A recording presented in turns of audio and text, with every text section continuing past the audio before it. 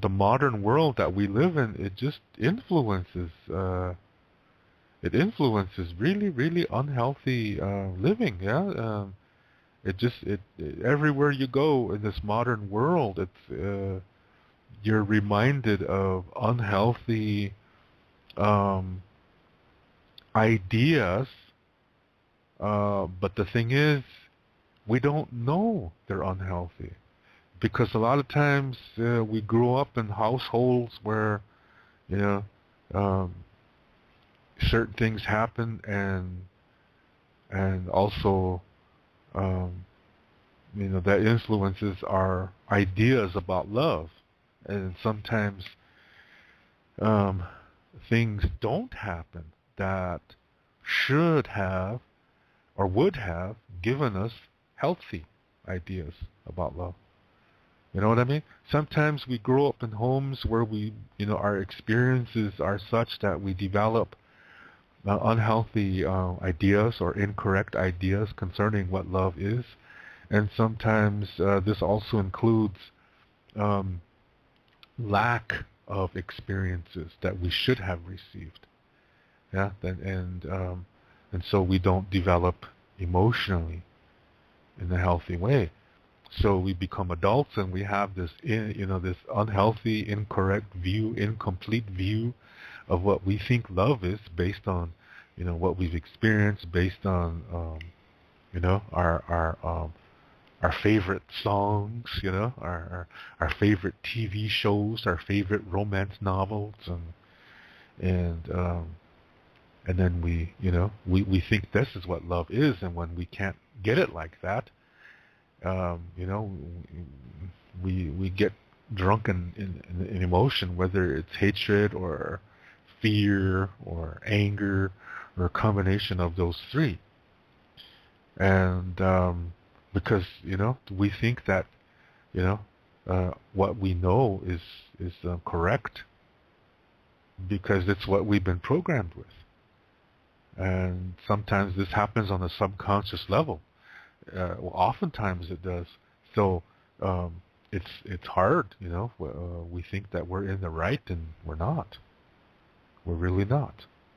Yeah, and so this is like this on the reservation too.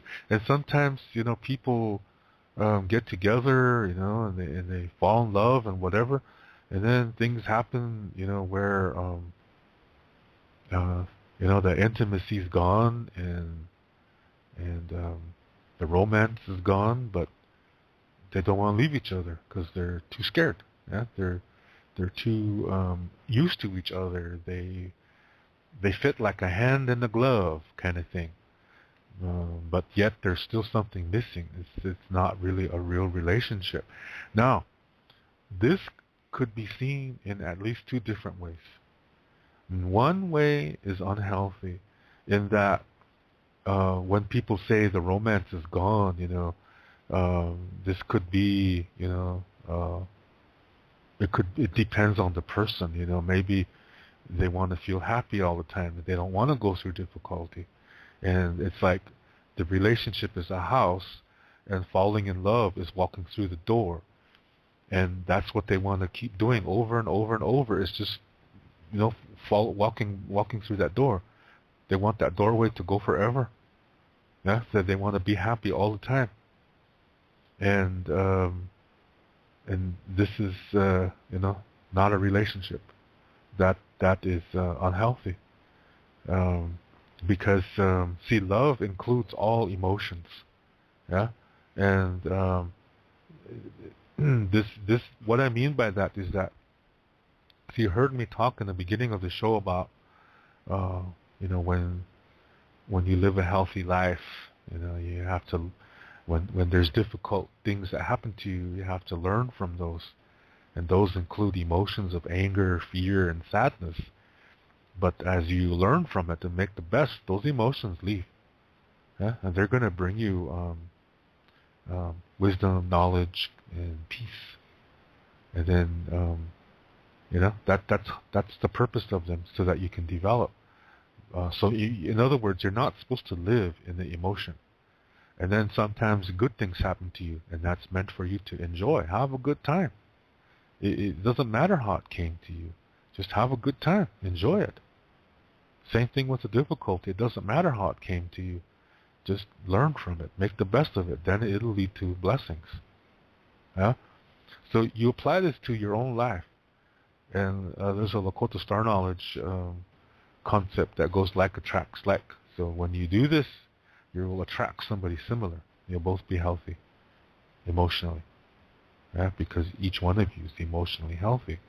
So both of you know that when a difficulty comes to the relationship, you both know it's an opportunity for your love to increase for each other and for yourselves. Yeah, it's a twofold blessing. It affects your relationship and it affects each one of you individually. And then you learn that the relationship is an extension of you. Yeah, you realize that the relationship is an extension of you. So it's not, you complete me or I complete you. It's not 50 plus 50 equals 100. Yeah, it's 100 plus 100 equals 100.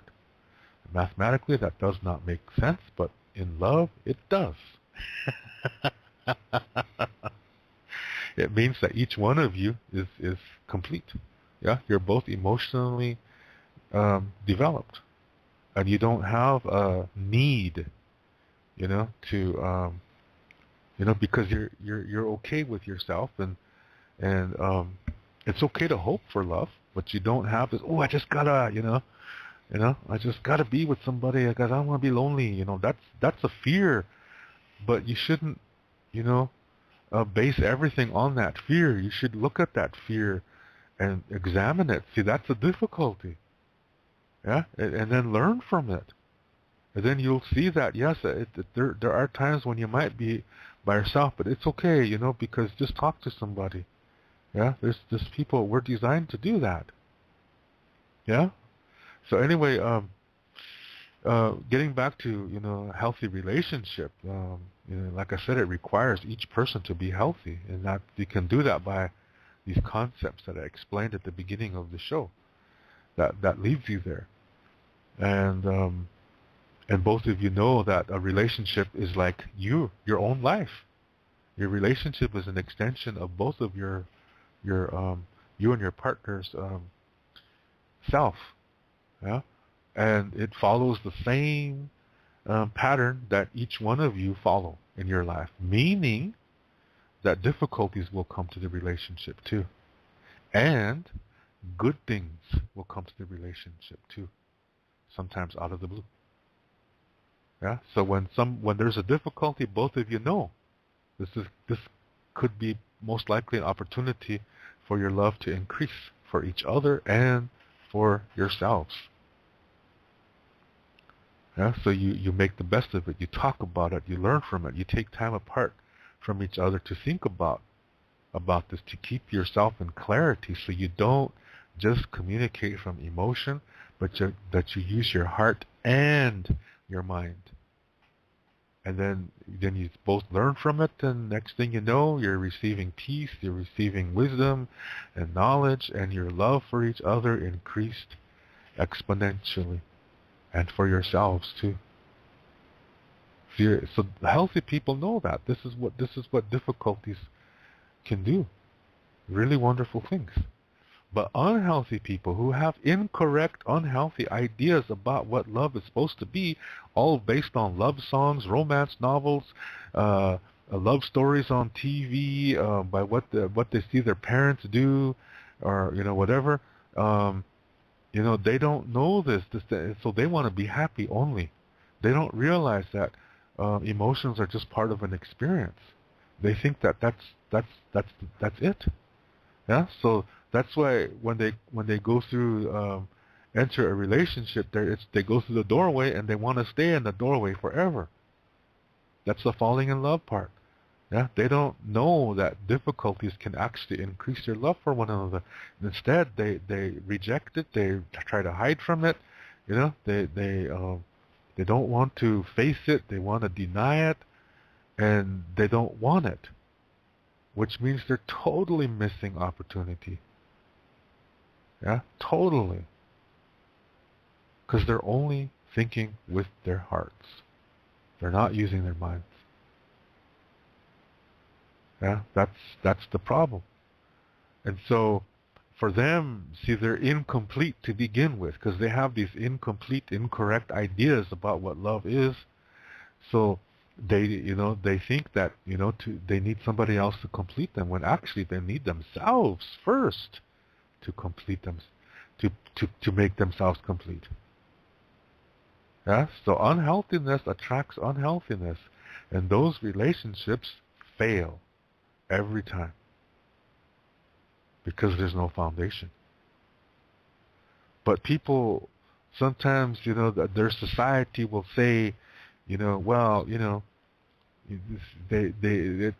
whatever society it is based on, or religion or whatever, it says that, well, this is, just hang in there, something will turn out right, just keep praying to God or whatever, and things will go right, and then they stay together for the rest of their lives, and they're not really in love with each other, but they're too used to each other. Doesn't mean that's love.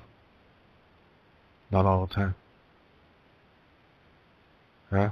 And so it is a hard thing for them. And you know, especially when the kids grow up and move away, and then they're like, okay, now what do we do? Now they have to talk to each other. Yeah, and they kind of want to avoid that.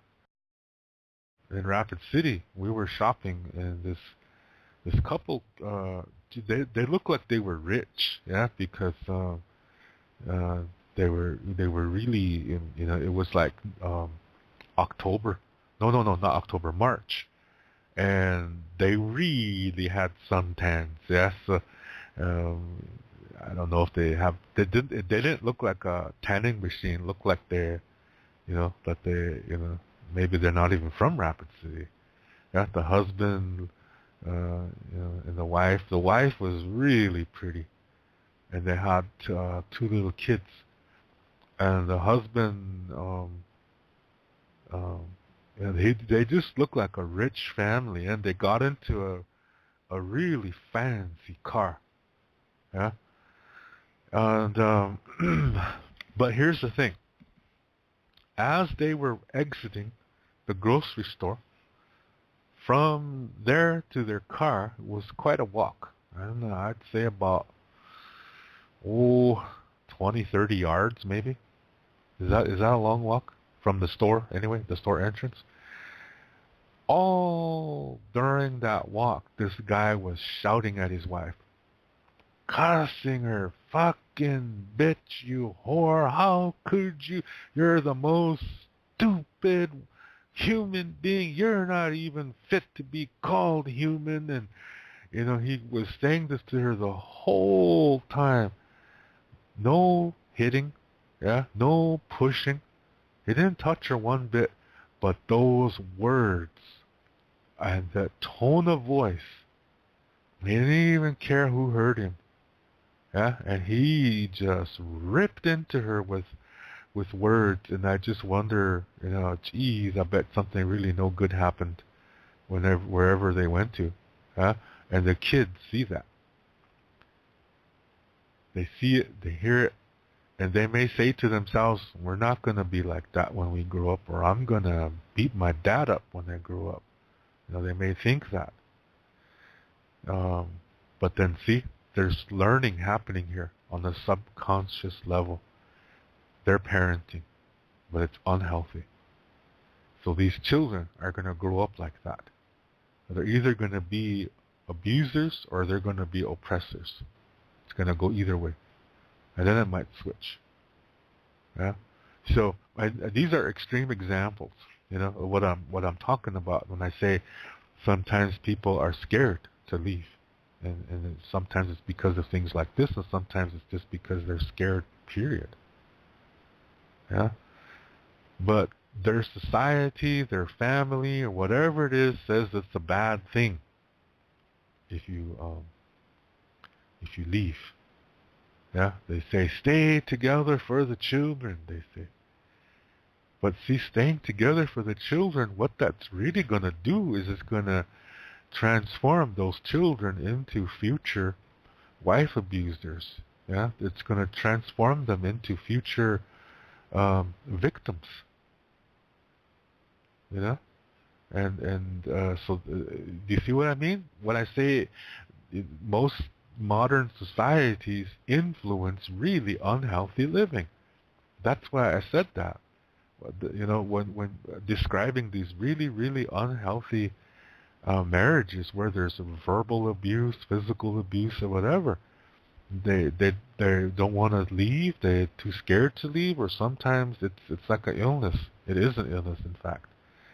And you know, and in some cases they'll say, oh, you know, he's just having a bad day at work, and you know, he's not always this way, and they really try to rationalize it away. And in the meantime, the children are learning this behavior. Yeah, but their society says they should stay together no matter what. You know, and in some religions, when you know the man is like a patriarch, and you know, so their you know, their therapist is actually their priest, and their priest will say, okay, you know, I'll have a talk with him, but you know, just hang in there, you know, stay together for the kids. He's a good man. He's a good provider, and you know. You know, and then they all pray for them, and you know, stuff like that, and the bottom line is they're kind of, you know, well, not kind of, they are encouraged to stay in an abusive relationship. And but like I said, what's really going to happen is the children are going to become just like their parents. And this is unhealthy. All of this is unhealthy. So this is why people are afraid to leave, and they're afraid to be alone. And some people are saying, "Oh, geez, I'm 52 years old. Christ, I don't want to start all over again. You have to, you know, find a woman and start all over again. You know, I mean, gee whiz, you know." And so they stay with it, or you know that they do take other drastic measures that may not be good either. But it's all because they were programmed by the society they live in, which is giving them really unhealthy ideas about what love is.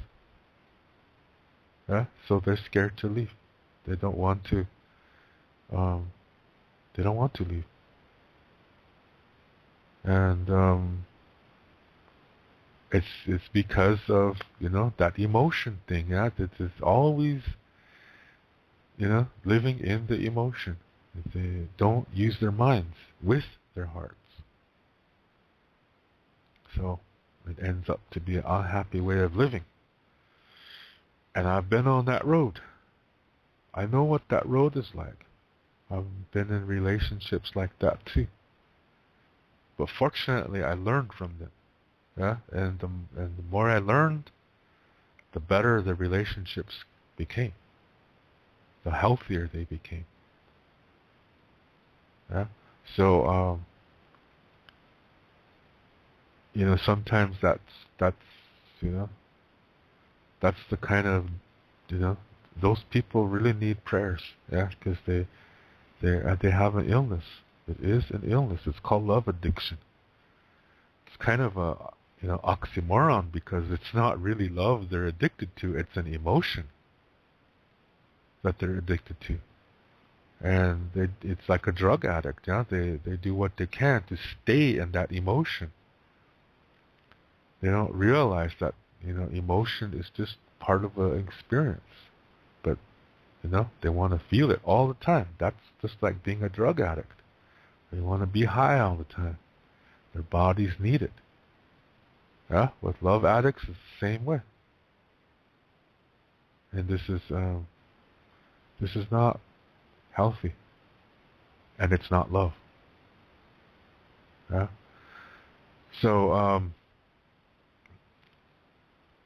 that's what, getting back to what I started to say is that, with unhealthy relationships, and they go through that doorway, they want that doorway to last forever. They don't want to go into the house. They're unable to. So they you know,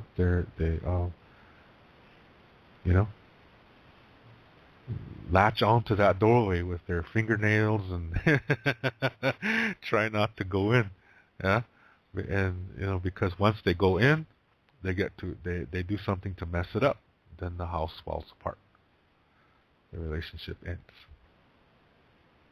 Yeah. And, like attracts like, they're going to attract another one the same way. All their relationships are going to fail.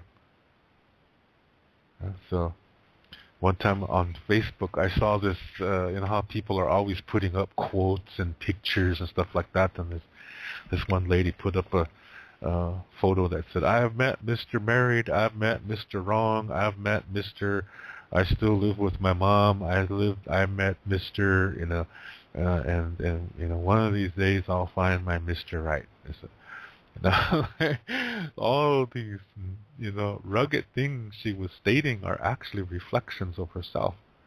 No, she's never going to meet Mr. Right because she's Mrs. Wrong. That's how that works. Yeah, this is so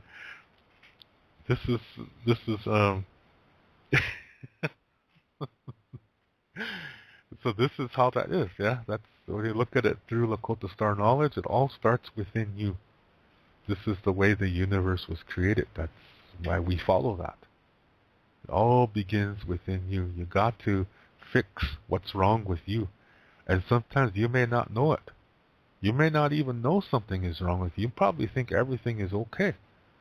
But something keeps messing up. And you just can't explain it, and you think it's the other person. Actually, it's you. You attracted that other person. So there must be something wrong with you. Yeah? So, anyway, I just wanted to say that little bit because I had a discussion over here kind of like that. And where I know somebody that's going through something like this, and I think that they're not using their mind enough with their heart, and as a result, they're making everybody sad, and that's close to them. I mean, she's making everybody sad that's close to them in their life. Yeah, their parents are about ready to, they're going crazy about what's happening. I'm not going to say what it is because it's personal, but what I'm seeing is something is not there. Something is wrong. And getting back to what I was saying even before that, where I say sometimes people think they're together for quite a long time, and then they say the romance is gone. That might not even be a correct call. That might not even be a correct conclusion, because see, sometimes in a healthy relationship, where two people are healthy and then they meet each other and they have a healthy relationship, and sometimes, one of them is going to go through some kind of a change, and it might not be for the better. So then that person falls. And then they look at their relationship and they see, since they've fallen from emotional well-being, they look at they don't even know they fell. Yeah? That's the thing. That's what's tricky. They don't know they fell. So they look at their relationship and they say, something is missing. What could it be? Well, I'm obviously not getting it here, so I'm going to get it somewhere else. And then they think that because the relationship, they say that the relationship is over because the romance is gone, but that might not even be correct, because when you fall emotionally, you don't see clearly. You don't see reality clearly because you're not using your mind as much as you should. So when a person makes these kind of statements, they should really talk to somebody who's wise to look at it, because they might see something that this person obviously does not see, and they will say, "No, the romance is still there. It's you. You fell."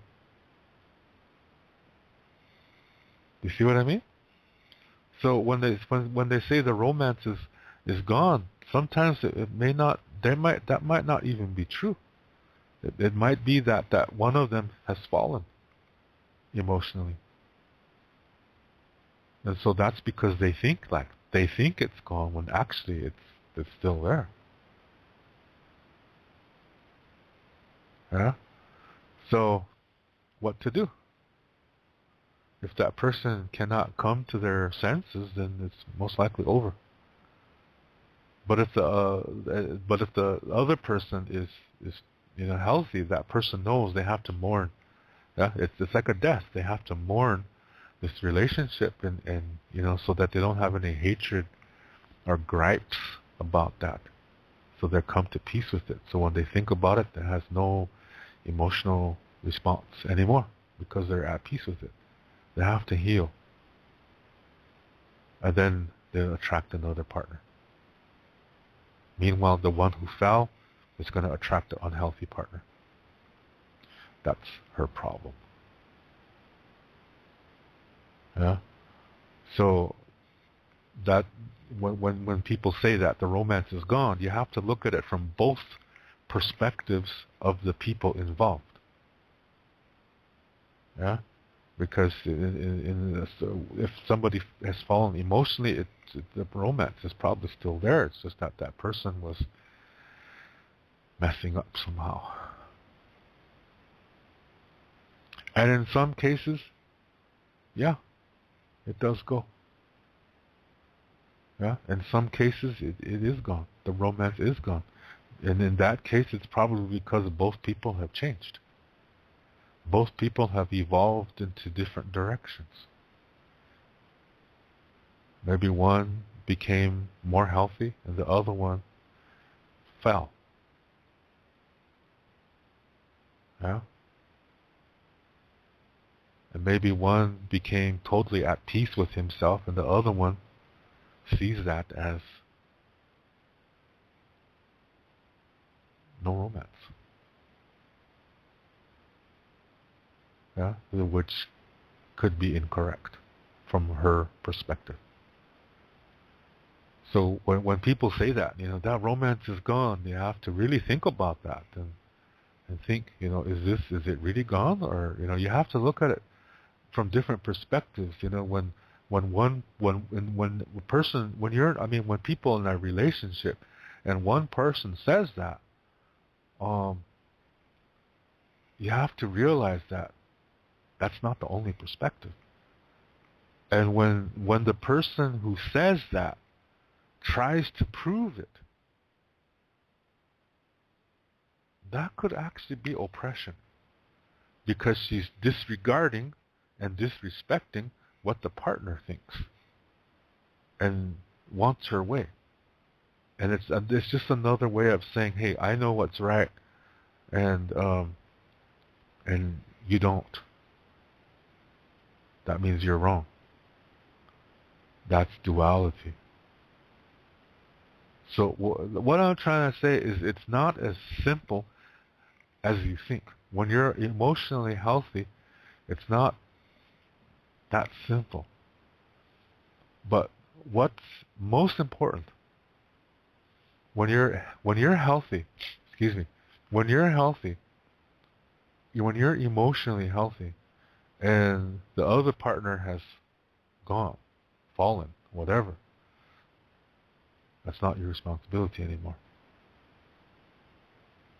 They dishonored the relationship.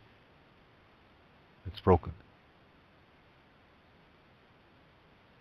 Because you have to be careful on this, that you don't become a codependent and say, I'm just going to wait, let her go through this. She'll be back. That might be a mistake. In most cases, it is a mistake to do that, because that's going to make that person fall next. They will fall next. So the person, who's being left, that person needs to do what they can to remain healthy. You have to realize you're not responsible for others' actions, only your own.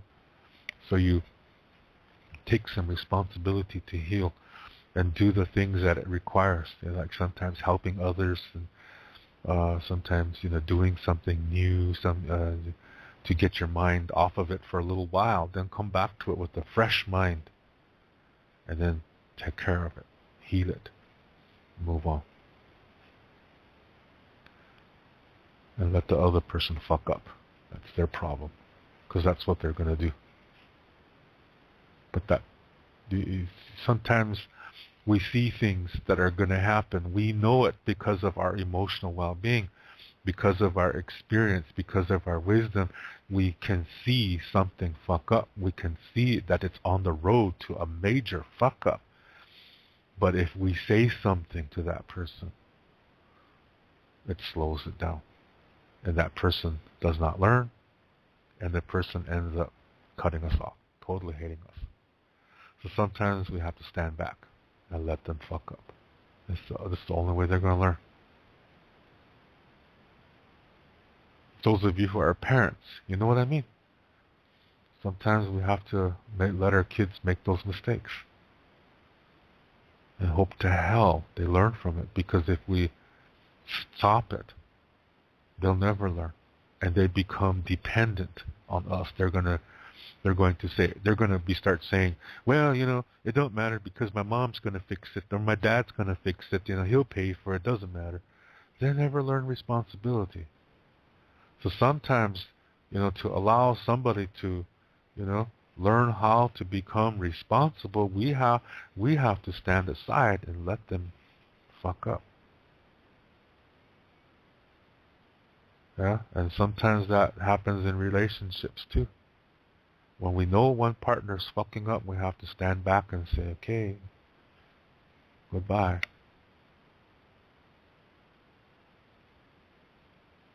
Yeah, I'm not going to stand in your way. Do whatever you want to do.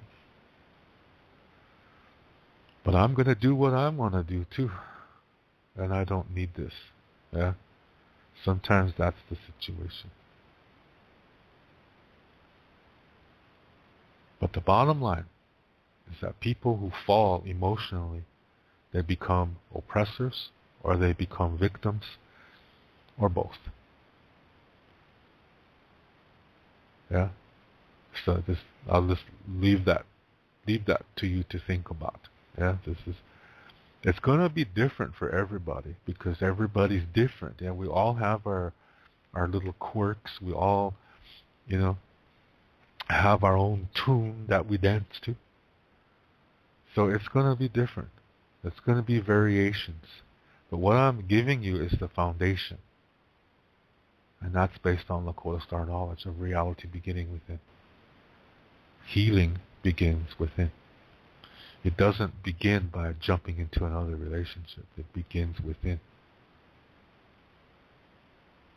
Yeah? So, just some food for thought. Yeah?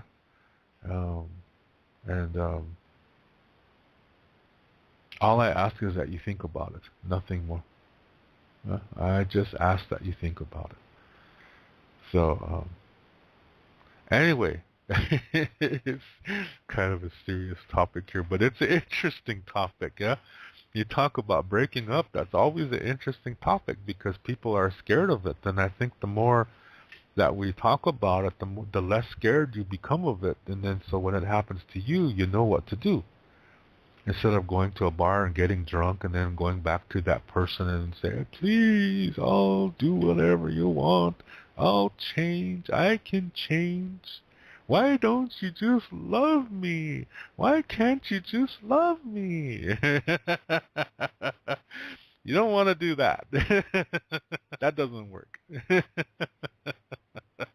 Just going to drive the other person further. And you need to heal yourself. You need to take care of you because you are important. You are a blessing. And if somebody can't see that, that's their fucking problem. but somebody will. So that means you have to maintain that.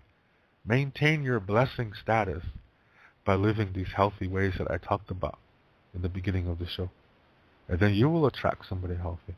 Let this one go now. Yeah? That person is unhealthy now. That's their problem. You didn't do anything to do that. As long as you did your best in your life and in that relationship, you're not at fault. People, sometimes things just happen out of the blue to us, and it just fucks us up. And we change, and we're not even aware of it. Yeah? And those people are not even aware of it. And so it's not your fault. Number one, it's not your fault. So take responsibility for yourself and let them go. Number one, go someplace and heal. Talk to somebody that you trust, somebody who's wise, somebody who will keep what you say in confidence. And that's not connected to the other person. You know, another thing to take into consideration too is the way things are going.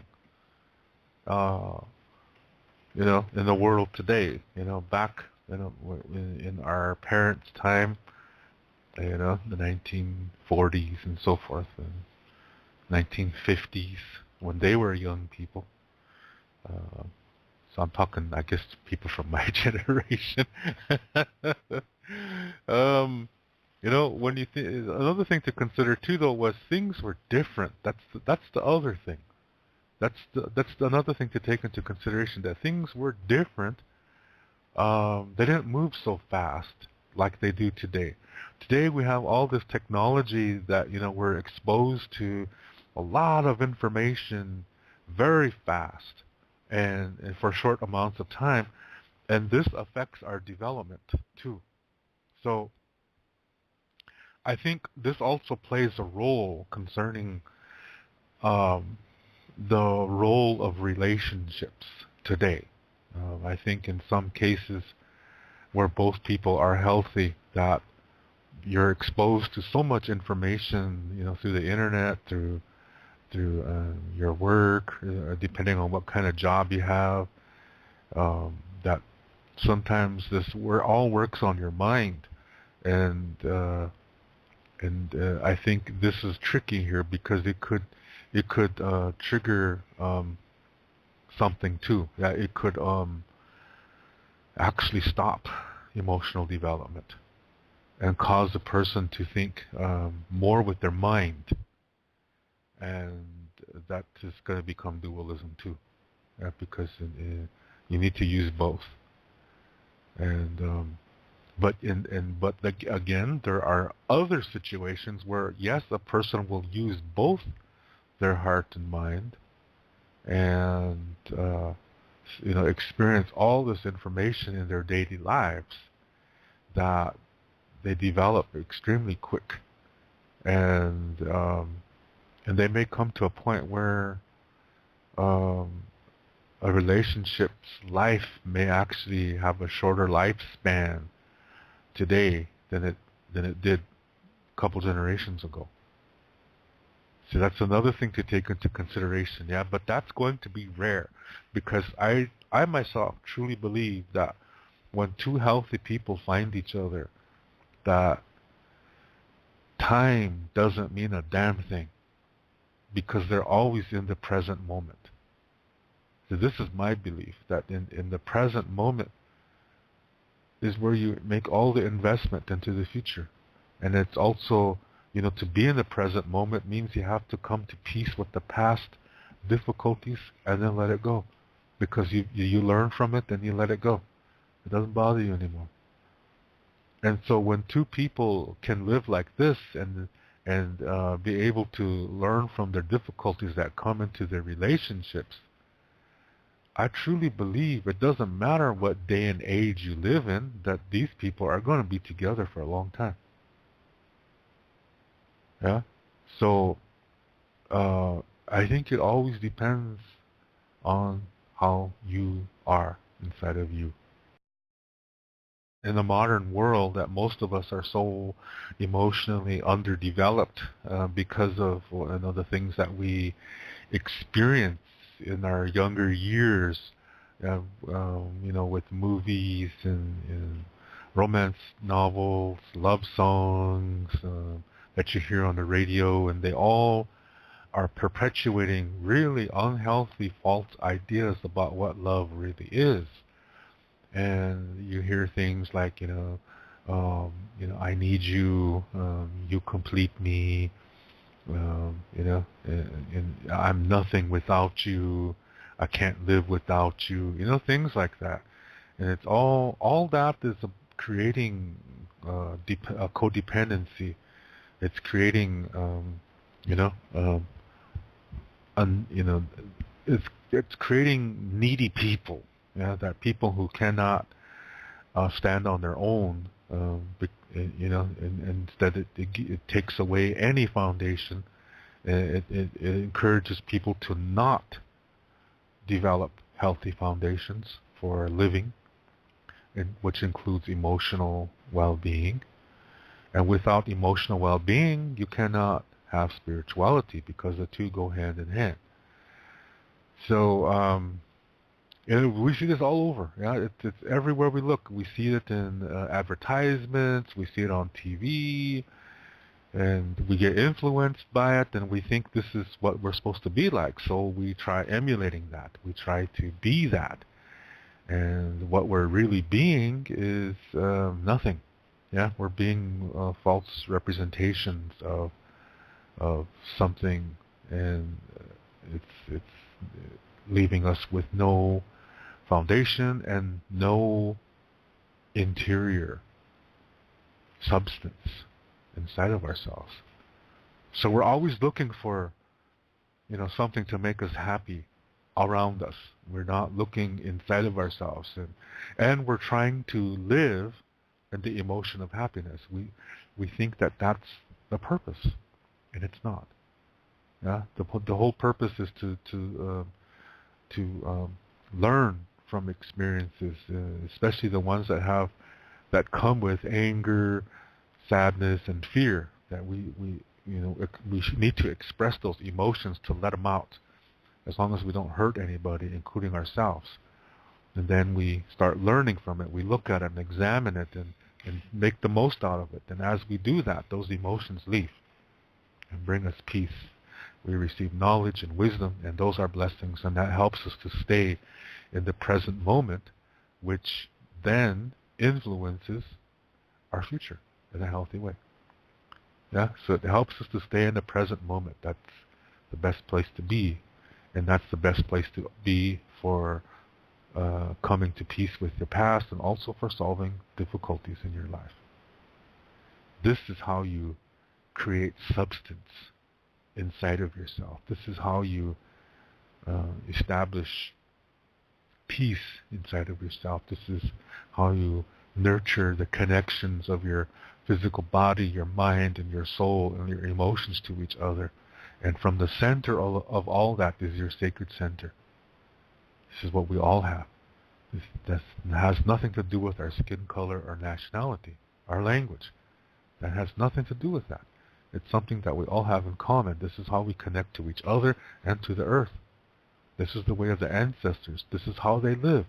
That's why they called each other Ikja Oyate, no matter what color their skin was. And also in the beginning, there were no skin colors. That developed over time through our position to the sun. Yeah, the skin colors are developed because of our position to the sun. In the beginning, we didn't have skin color. That develops through millions of years. Yeah, that's just the outer canvas, to say. That's the outer wrapping. That's okay, but that's not the important one. What's more important is inside of you, where that sacred center is, that I just explained. And when you live these kind of healthy ways, then you have substance inside of you. You have a emotional foundation that's healthy, and you can now develop spiritually. You are a blessing when you live this way. Yeah? So that has to be there. And then when we live this way, we are also creating intimacy within ourselves.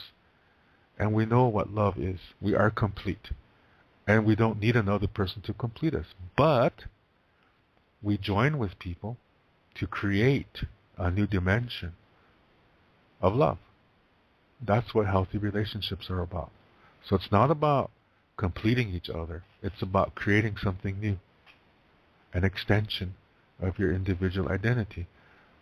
And difficulties come there too. Difficulties and good things. Just like in your own life, difficulties and good things come in your life. Yeah? I said the difficulties and I forgot to say good things. Good things will happen to you too out of the blue. Yeah? And so that's meant for you to enjoy. But when you do that and learn from difficulties, make the best of them, you're healthy.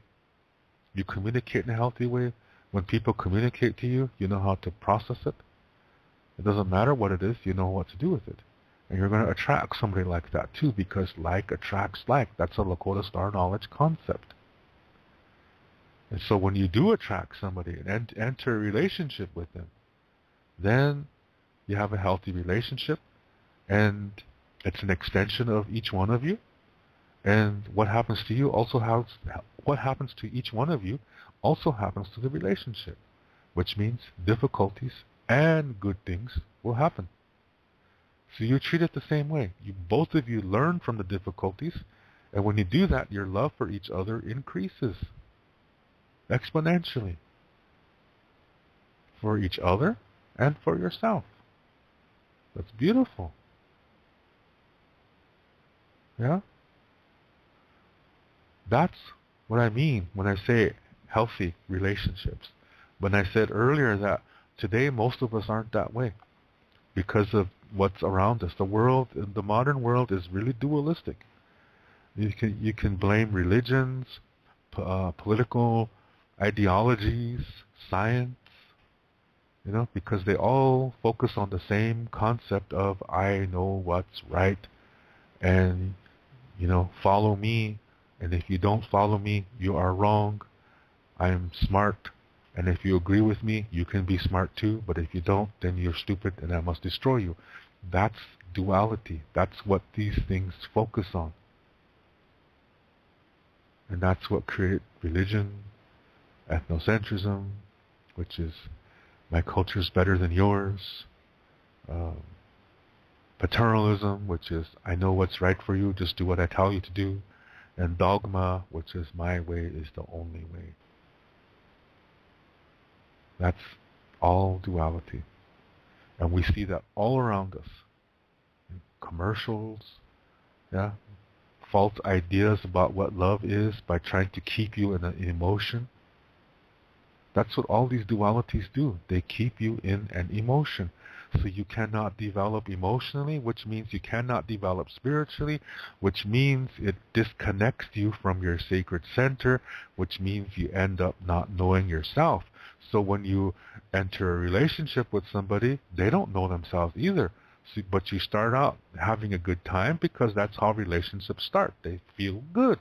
But as the longer you stay in there, you realize you don't even know each other because you don't even know yourself.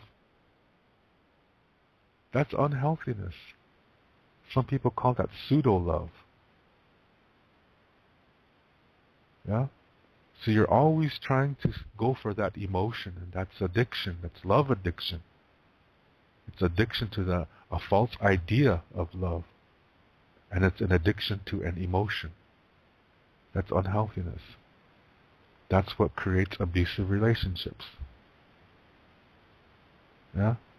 So, for Indian people, this was a recent development within the past 120 years or so. Yeah? Because before that, we pretty much had healthy relationships because of the teachings from Lakota Star Knowledge.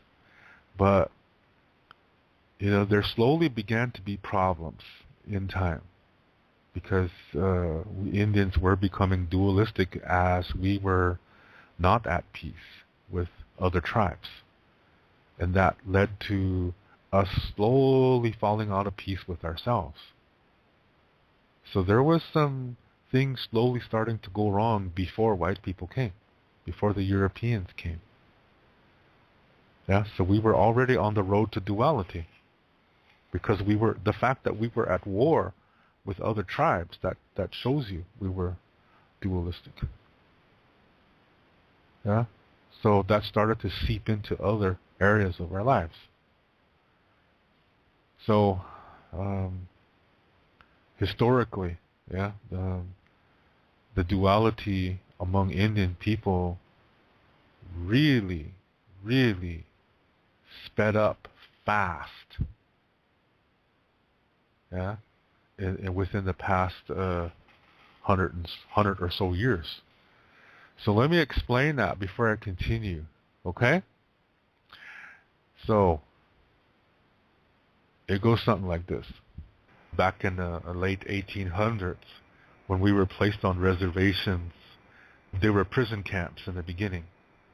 And this is a situation where we couldn't leave, we were not allowed to hunt. Our knives and guns were taken from us, and we were only allowed to eat whatever the American government gave to us, which was really no good food.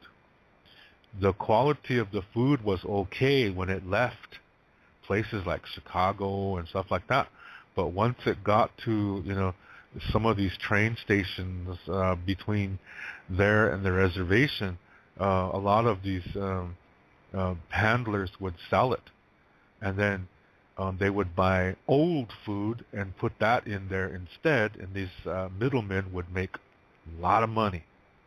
Yeah.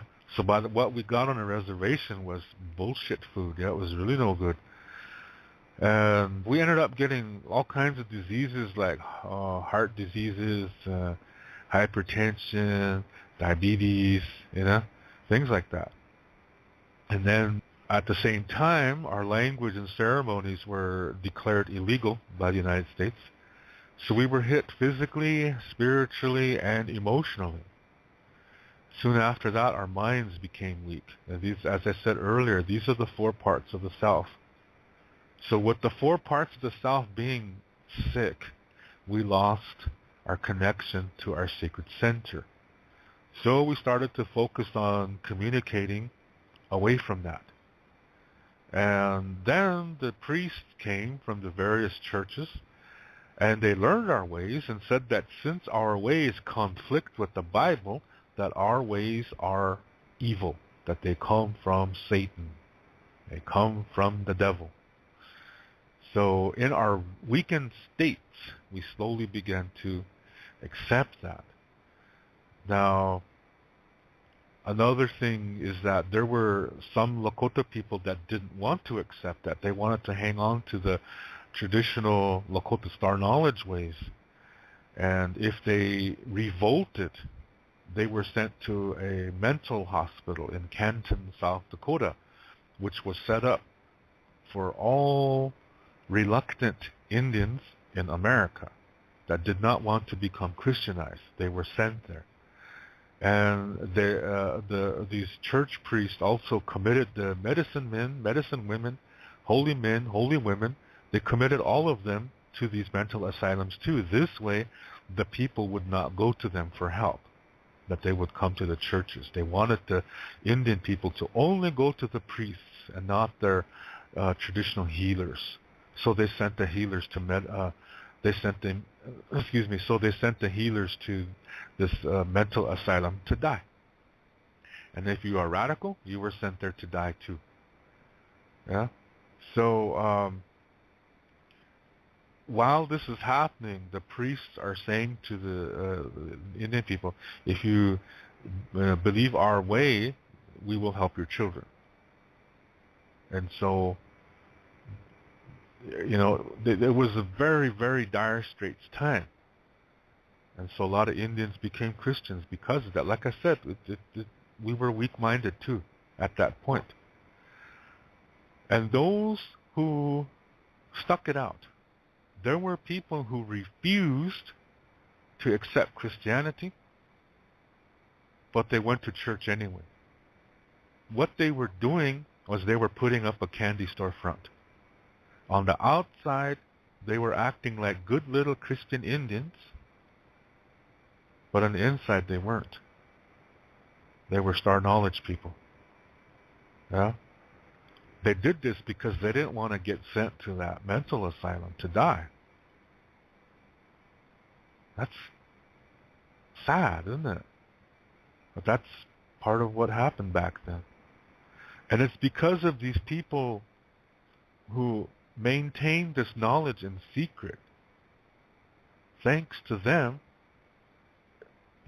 they passed it down, to certain people like me, and we still have this knowledge.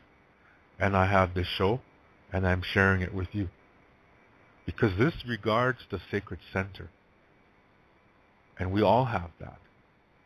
Yeah? This is not a Lakota thing. This is a Ikje Oyate thing.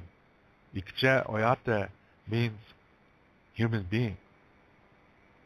When you live this way, as I said in the beginning, you communicate as a human, not as a Lakota, not as a German, or a Japanese, or an African. You communicate as a human. Yeah? That's really important to know. So, that's how it was back then. Yeah? Now remember I said that the priest said to the Indians, we will help your children. So, they took the children away from the parents, sent them to boarding school hundreds of miles away, where these children were tortured to speak only English and learn the civilized Christian way. If they spoke about home, they were tortured. These schools didn't do background checks in those days. Yeah, the pay was really low, so they got really no good teachers in these schools. A lot of these teachers were sadistic. They got sexual pleasure from torturing people. And here, this is like summer holiday camp for them. And the same thing for perverts. A lot of perverts now had their pick of the litter. And they could get away with it. That's what happened. A lot of these children were murdered. They were killed. They were raped. They were molested. And there's a lot of unmarked graves near these schools. Not all these children are accounted for. So, those who made it through, what they learned was whatever they saw. Because a lot of these children never went back home. They were told by the priests that their families had died and that there was nobody there. And that broke their hearts. This is why some of these children, they were so sad they couldn't eat. And they ended up starving themselves to death. And those who made it through, like I said, they didn't really survive because they were not able to process all these emotional traumas that they experienced. They didn't know how, because the only adults that were around them were these unhealthy, abusive people, teachers, dorm matrons, cooks, janitors, priests. They were all unhealthy to them. That's all they knew. They learned how to become victims, and they learned how to become abusers to those who they considered weaker than themselves. So they didn't really survive.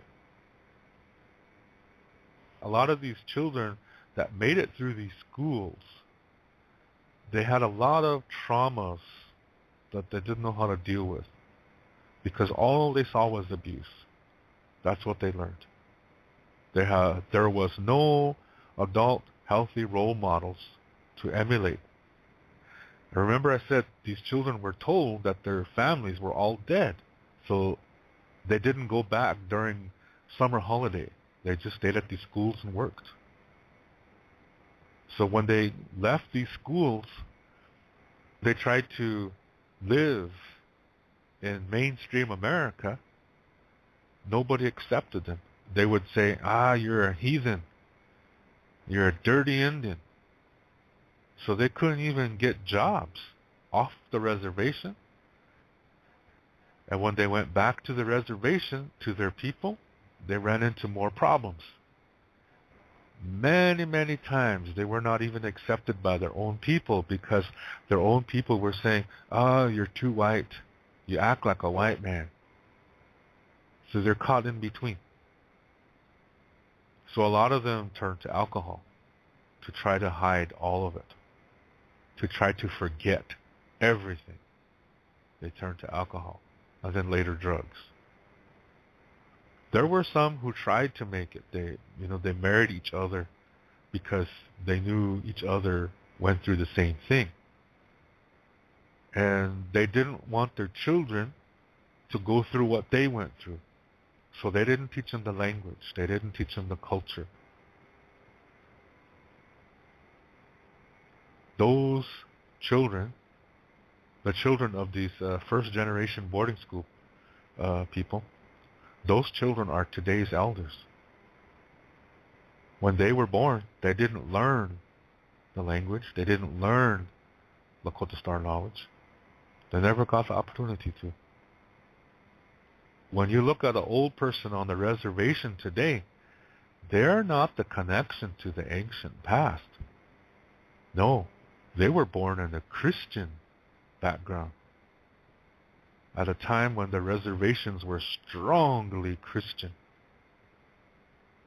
So this is what happened. That's a native experience that a lot of people don't realize. This is what happened all over America and Canada too. So the next generation, they are sent to boarding school too. No choice. It's a little bit better, but they're still abused. They're still getting treated really no good. And so they grow up, have children, and they don't teach their children anything. What can they teach them? They don't know anything concerning their own language. This is why today most people cannot speak their own language, and what little cultural information they know is Christianized, meaning it's dualistic, and it's not the original ancient form. Okay, so the first generation of Indian kids that were sent to boarding school, since all around them were unhealthy adults who did nothing but abuse them, they didn't receive healthy parenting. They missed things that they should have learned about life. So they're lacking emotional development. So when they grow up, and those who make it through these boarding schools and then they have children, those children are also lacking that emotional support, that emotional development, because the parents don't know how to do it. Yeah? All they knew and all they learned was abuse. All they experienced in these schools was abuse. So they have a hard time trying to be a healthy parent. So they do the best that they can. But the children still are not receiving the proper emotional development, the experiences that healthy children should receive from healthy parents. They're still missing that. And so when that second generation grows up, they know even less concerning healthy parenting. And so their children receive even less. And every time this happens, the next generation becomes more dualistic than the previous one. So let me try to say that again. The first generation boarding school kids, they didn't receive proper parenting skills. So when they have children, their children are not receiving healthy training that they should be receiving. They're receiving even less than their parents. Now that second generation, when they grow up, see, they know even less. So when they have children, those children are receiving even less, and it gets worse with each generation, which also means that the less healthy emotional development they receive, the more dualistic they become. So with each generation is more becoming emotionally underdeveloped, they're also becoming more dualistic. So today, it's a huge mess on the reservation. We're incredibly, as a whole, we're incredibly underdeveloped emotionally, and we are incredibly dualistic. We're quick to attack each other. We're quick to pull each other down. We're just like the rest of the civilized, dualistic world. Notice I didn't say white man, because this is all over the world. It's not just among white countries. It's all over the world. Wherever there is a dualistic ideology, where one gender is considered less than and property of the other gender, you're going to have incredibly underdeveloped emotional people, which equals incredibly dualistic people. And that is unhealthy. So that started by the time of the late 1800s on the reservation. All right, so now you know. Yeah, now you know how on the reservation, how we became really dualistic today. And it's basically the same process that happened all over the world, but just at different times.